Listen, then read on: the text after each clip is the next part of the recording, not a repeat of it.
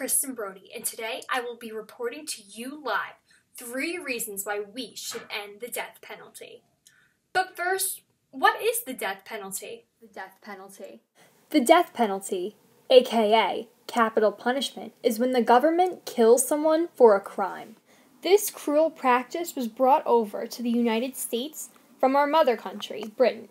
If you take a look at this map, you will notice 1/3 of the countries in the world have laws that allow the death penalty. Here, in the United States, each state gets to choose whether they impose the death penalty. The death penalty is so debatable that we have brought it to Supreme Court many times. In Roper v. Simmons, the Supreme Court ruled that the execution of juvenile offenders is unconstitutional.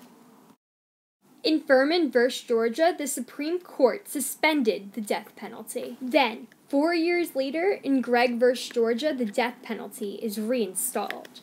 In Ford v. Wainwright, the Supreme Court declared the execution of an insane person will be banned. So I'm sure you're wondering, why is the death penalty so bad? Let me whip out my Constitution. The death penalty goes against our 8th Amendment right that protects us from cruel and unusual punishments. Our punishments must be proportional to the crimes we commit. In the 1600s, when the death penalty first came about, they would decapitate people, hang people, and even burn people. This was in fact cruel and unusual.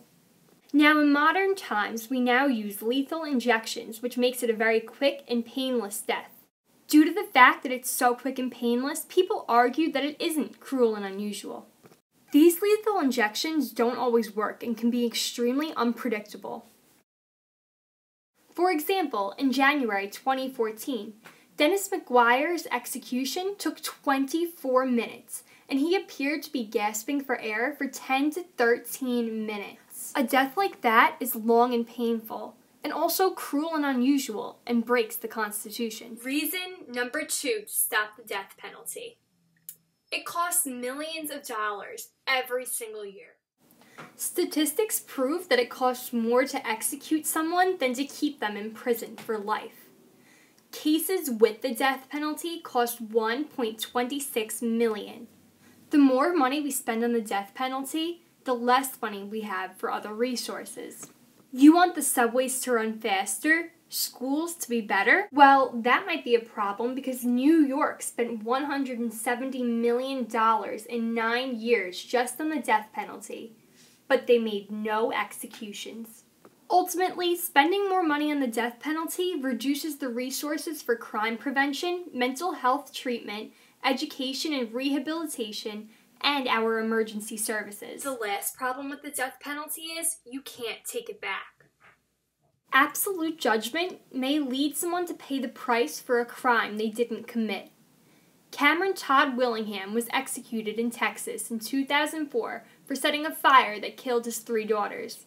After his execution, they found out he wasn't the one that started the fire. They can't do anything about it now because death is irreversible.